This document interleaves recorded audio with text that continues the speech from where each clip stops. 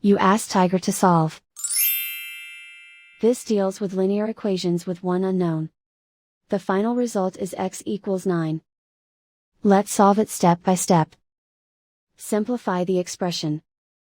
Expand the parentheses. Simplify the arithmetic. Expand the parentheses. Simplify the arithmetic. Multiply the coefficients. Group all x terms on the left side of the equation. Subtract 12x from both sides. Group like terms. Simplify the arithmetic. Group like terms.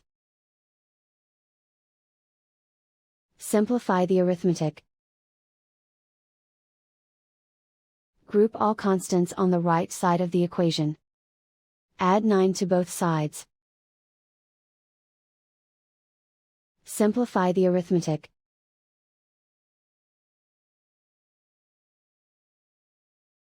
Isolate the x.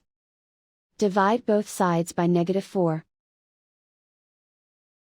Cancel out the negatives. Simplify the fraction. Cancel out the negatives.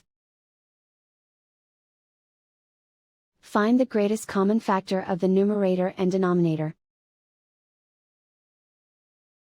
Factor out and cancel the greatest common factor. And so the final result is x equals 9.